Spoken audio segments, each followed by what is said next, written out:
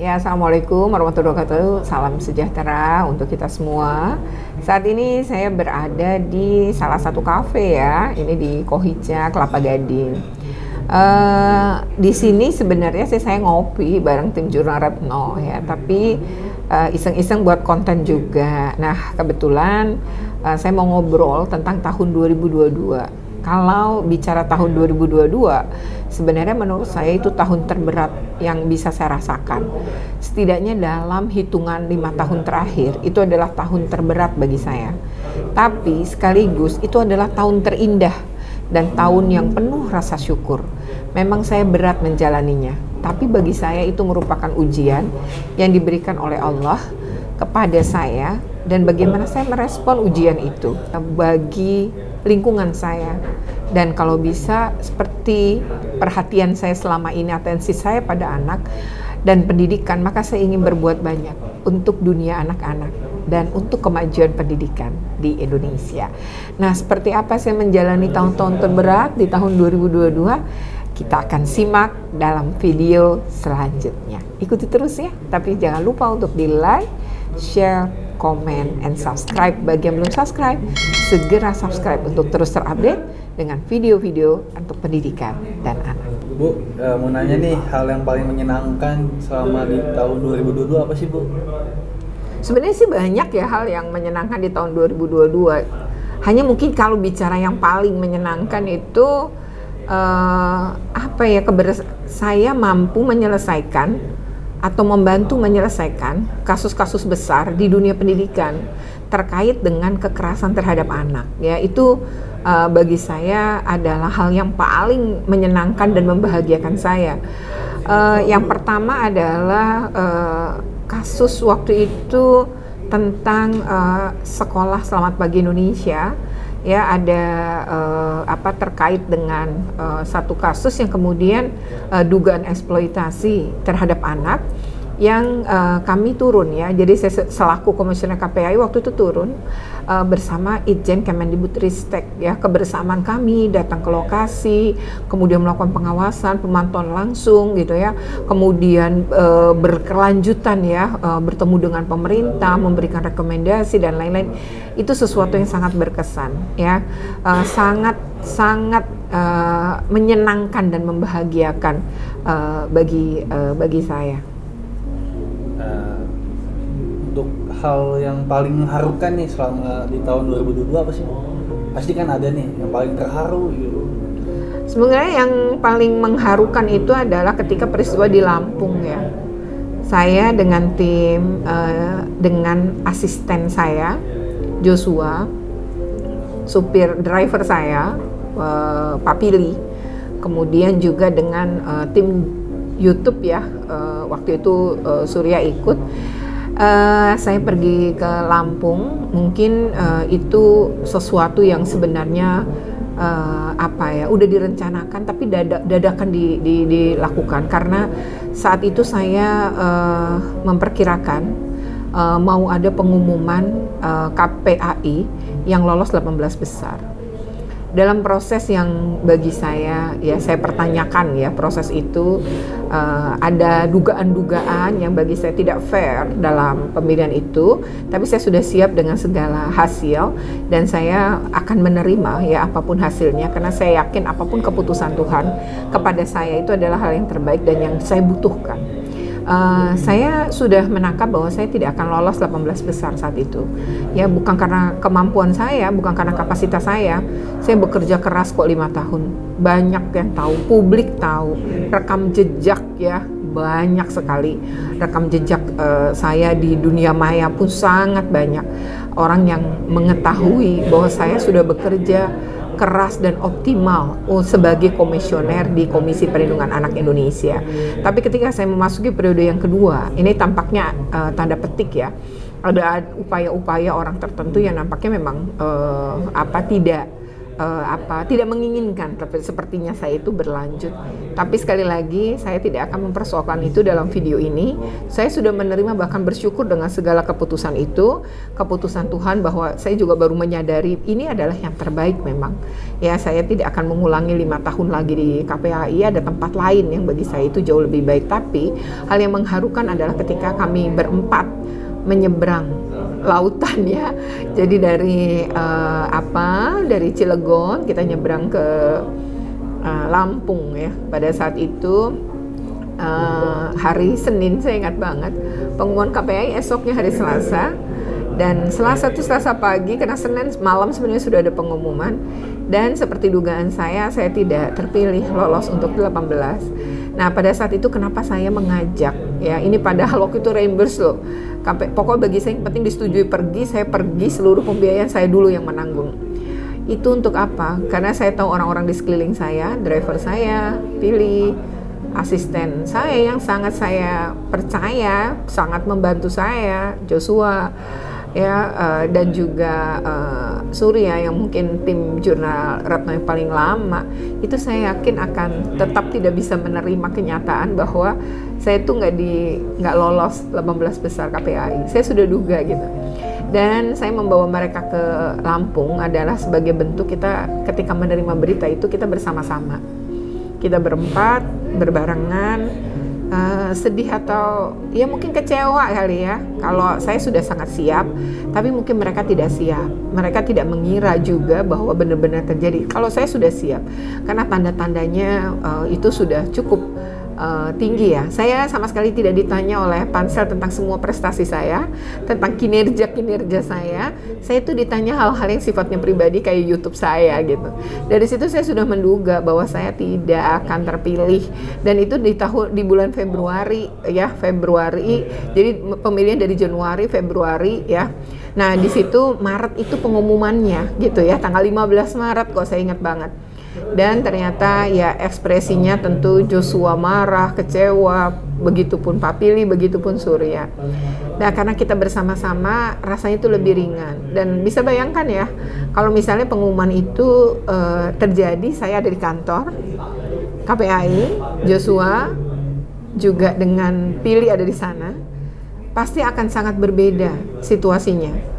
Mungkin kekecewaan itu, kesedihan, dan mungkin juga ada kemarahan yang bisa meluap juga gitu pada saat itu. Dan ketika jarak kami jauh, maka secara energi positif kami gitu tetap terjaga gitu ya. Mungkin orang-orang di sana yang mungkin tidak menyukai saya gitu ya, atau tidak menyukai kami juga tidak bisa melemparkan atau menularkan energi negatif gitu ya kepada kami gitu ya. Jadi saat itu saya bilang saya sengaja bawa ke sini karena kita ingin menghadapi bersama. Ya, kita jadi bisa ngobrol bersama, berpegangan tangan sama-sama, saling menguatkan bersama. Mungkin itu ya yang bagi saya paling mengharukan di tahun itu, dan ternyata kita bisa lalui gitu berempat. Kita bisa lalui, kita sampai pulang, nyebrang ya, walaupun kemudian hati ini tidak bisa dibohongi gitu dari rasa kecewa, tapi pada saat itu kami semua mulai kuat. Karena tadi kita nggak sendirian, kemudian kita saling menguatkan, kita udah cerita banyak, ini kok bisa begini, kok bisa begitu gitu. Dan itu terlepas. Dan sebenarnya pada hari saya di Lampung, di saat juga saya mendengarkan kabar tidak lolos itu pada saat adik kandung saya, persis di bawah saya, namanya Adi Puranto, itu meninggal dunia di Salatiga. Sepulang dari Lampung, kami juga berempat pergi ke sana. Akhirnya beberapa hari setelah pulang dari Lampung, saya mengunjungi makamnya di Salatiga ya, memang dimakamkan di sana, meninggal di sana. Dan kita juga datang gitu ke sana, kita bersama-sama. Saya pikir itu adalah, tadinya saya berpikir itu hal terakhir ya, kita pergi berempat. Ya, itu pembiayaan dari saya semuanya. Di sana saya tetap bekerja, ketemu Kepala Dinas Pendidikan, dan tetap kunjungan ke SMA Negeri 8 Kota Semarang. Ya, itu kira-kira yang hal ya yang paling mungkin mengharukan ya. Setiap cerita itu kita pasti berkaca-kaca. Kita pasti kebayang lah ya bagaimana situasinya pada saat itu. Tapi kita semua kuat gitu. Kita mencoba menguatkan, saling menguatkan, berbagi, saling kuat, dan ternyata kita bisa melalui dengan baik, sangat baik ya. Itu mungkin ya kalau ditanya hal yang paling mengharukan itu ya, saya mungkin nggak terlupakan ya. Kita dalam satu hotel yang sama gitu ya, tentu berbeda kamar tapi satu lantai. Lalu kita paginya bertemu di ruang makan, kita saling ngobrol, di mobil juga begitu. Sampai kami betul-betul pas pulang udah melupakan. Ya sudah, mari kita menerima semuanya. Masih banyak jalan. Dan pada saat itu Joshua sempat bilang mudah-mudahan ada perpanjangan. Dan dia berharap sampai Desember. Saya ketawa waktu itu. Saya bilang kalaupun perpanjangan paling 3 bulan. Ternyata harapan Joshua yang benar. Desember betul-betul. Jadi serti job tuh 26 Desember tahun 2022. Ya itulah paling berkesan banget sih bagi saya kisah itu. Mungkin di antara saya, Surya dan Joshua serta Pili mungkin nggak terlupakan kali ya pada masa-masa itu, saat kami berbagi dan saling menguatkan. Yang paling menyakitkan pasti ada ya Bu setiap tahun. Apa Bu yang Ibu rasain tuh yang paling menyakitkan di tahun 2022? Sebenarnya hal yang menyakitkan mungkin bagi saya bukan menyakitkan lah. Udahlah, kalau bagi saya lebih ke mungkin kurang menyenangkan aja gitu. Bagi saya adalah mungkin karena saya udah biasa gitu diperlakukan gak adil gitu ya. Kerap kali ya saya nggak pernah pusing sih. Bagi saya orang sibuk menggunjingkan saya, orang sibuk menghina, orang sibuk memperlakukan saya tidak adil, ya udah gitu. Saya nggak mau berhenti gitu. Orang-orang itu tidak berhak atau tidak boleh menghentikan semua mimpi-mimpi saya. Mereka tidak boleh menghentikan apa yang ingin saya kerjakan. Jadi saya berbuat terus saja untuk anak Indonesia dengan cara saya.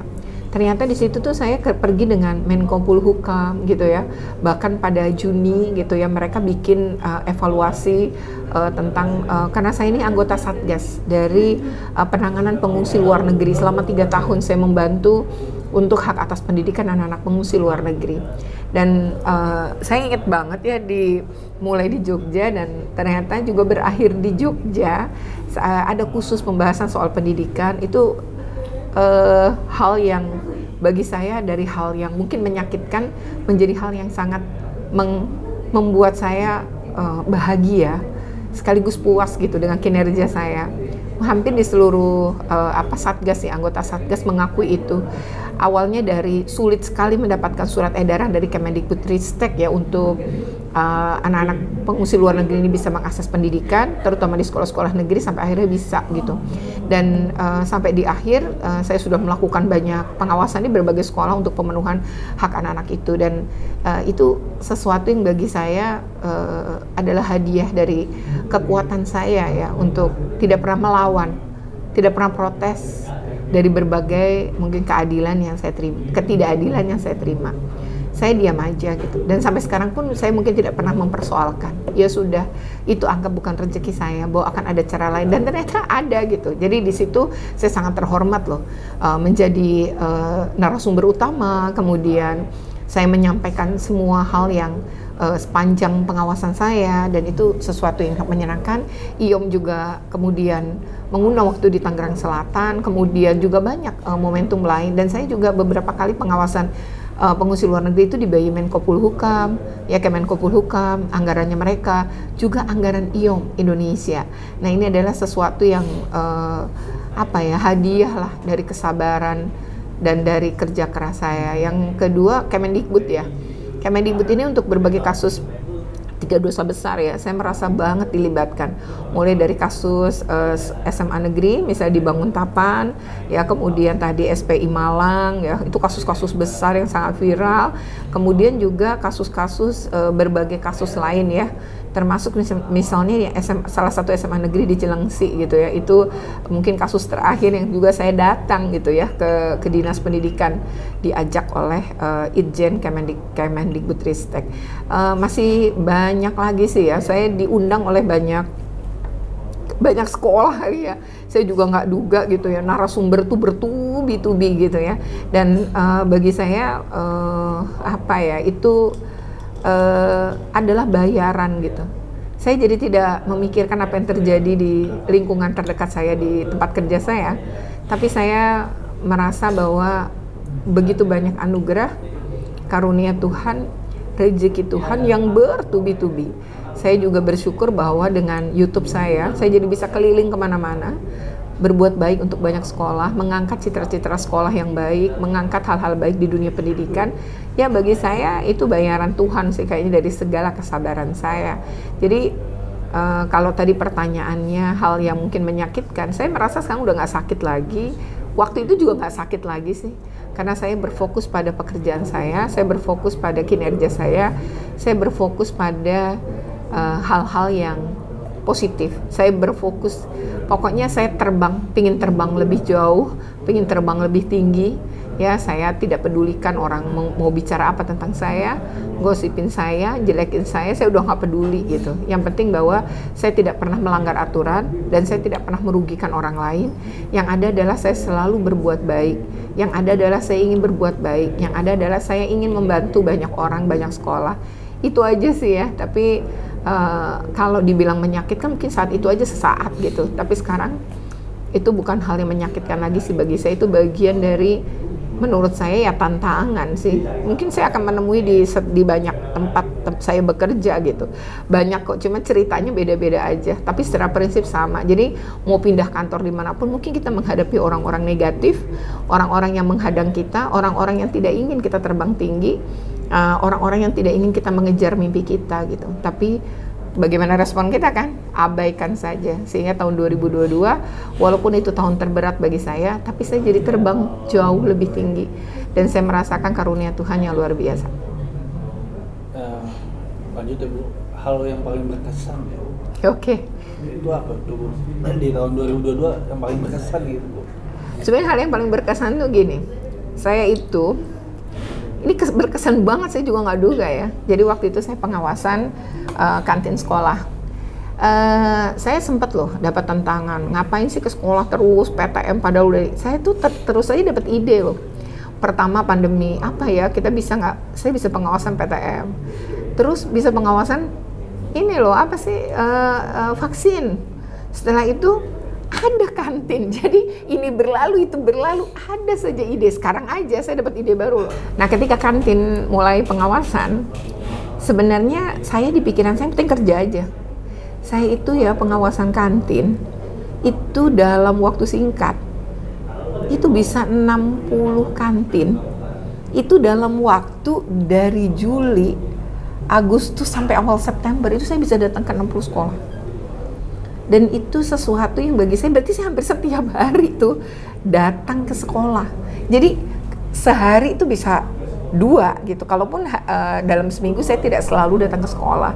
Jadi saya rutin banget mengawasi kantin. Saya sebenarnya pada saat itu kerja-kerja aja, saya tidak tahu kantin ini kelak gitu hasilnya mau bagaimana gitu. Karena itu sebenarnya di masa perpanjangan saya sebagai komisioner KPI harusnya udah berakhir di bulan Juni, terus diperpanjang. Nah kan berarti Juli itu perpanjang, jadi Juli, Agustus, September saya ngurusin kantin. Nah pada saat September, kantin itu saya olah datanya. Nah ternyata jumlahnya itu sekitar 62 waktu itu. Dan itu nggak cuma di Jakarta loh, tapi mayoritas Jakarta. Jadi ada beberapa wilayah termasuk Kepulauan Riau.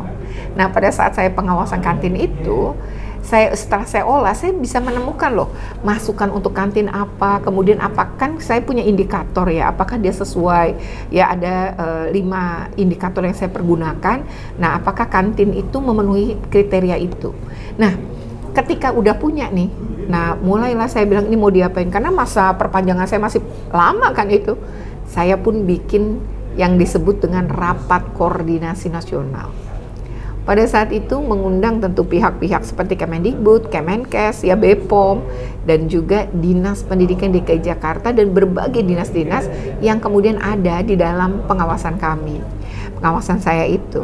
Nah ternyata itu kan pada daring ya, dan seluruh narasumber tuh nggak dibayar, karena kebetulan saya kerjasama dengan IKUNJ, saya pengurus juga di IKUNJ, mereka riset tentang kantin, kemudian saya pengawasan.